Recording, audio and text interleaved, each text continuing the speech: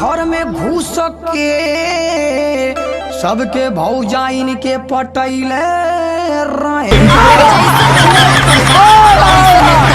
सही पकड़ी हो। खोली देला सिस्टम हमार मशीनियों न ढापे